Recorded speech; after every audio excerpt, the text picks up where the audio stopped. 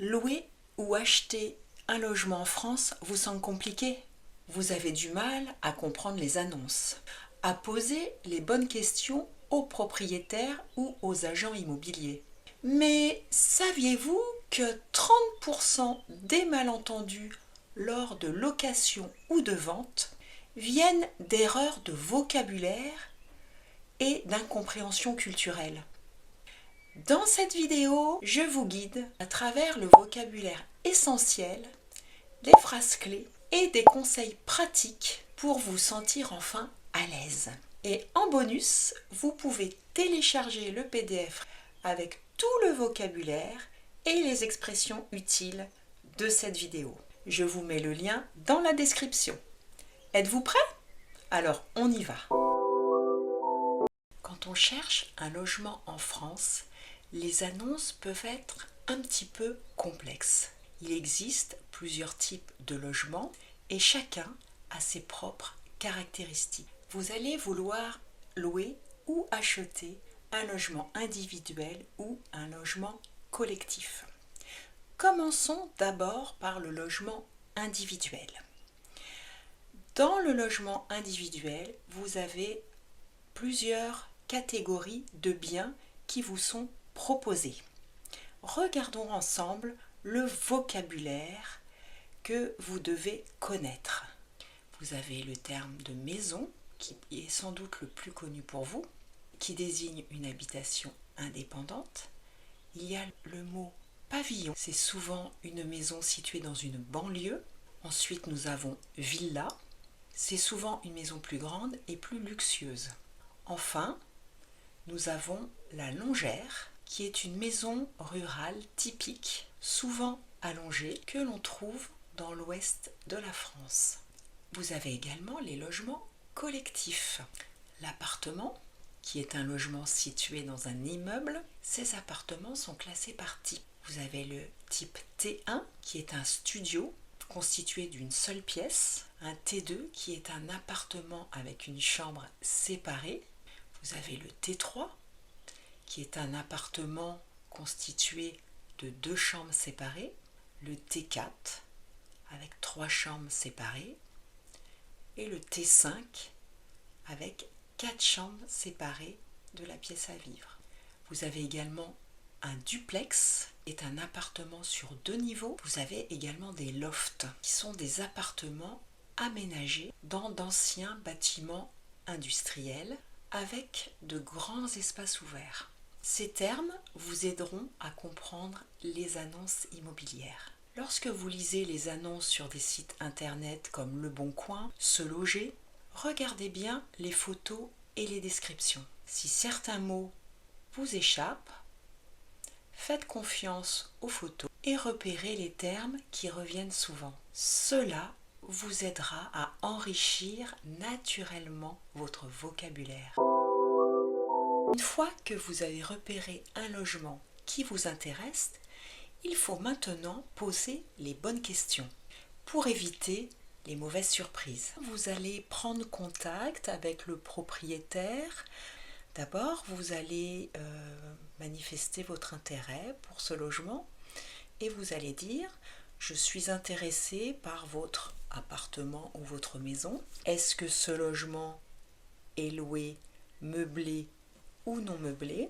Pouvez-vous m'indiquer où est situé ce logement? Comment est le quartier? Le loyer indiqué comprend-il les charges? Si oui, quelles sont ces charges? Quand est-il disponible? Faut-il envoyer ou apporter des documents avant ou pour la visite? De quels documents avez-vous besoin? Quand est-il possible de visiter l'appartement ou la maison? Pourriez-vous me donner l'adresse exacte de votre logement? Est-ce qu'il est possible d'organiser une visite? Si vous passez par une agence immobilière, vous pouvez également poser la question: y a-t-il des frais et quels sont leurs montants? Voici quelques questions que vous pouvez poser lors de votre visite de votre appartement ou de votre maison. quelle est la durée du bail. Vous allez demander des précisions sur les charges. Que comprennent les charges? Quelle est la superficie exacte de ce logement? Renseignez-vous également sur le type de chauffage de votre logement. Posez la question, quel est le type de chauffage? Est-ce un chauffage électrique au gaz? Est-il collectif ou individuel? Quelle est l'isolation du logement? Y a-t-il des doubles vitrages? Pensez également à poser une question sur l'exposition de votre logement, car s'il est situé au nord, vous ne verrez jamais le soleil. Quelle est l'exposition du logement? Ou comment le logement est-il orienté? Renseignez-vous également sur les commodités de ce logement. Y a-t-il un parking? Est-ce qu'il y a une cave? Vous pouvez également poser des questions concernant la consommation d'énergie de votre logement. Quelle est la consommation moyenne d'électricité, de gaz, d'eau? Y a-t-il des travaux prévus dans l'immeuble, dans l'appartement? Est-ce facile de se garer dans le quartier? Je vous conseille de préparer une petite liste de questions à poser en français et de vous entraîner à les dire à voix haute. Cela vous rendra plus confiant lors des visites. Pas besoin d'être parfait, l'important est de communiquer.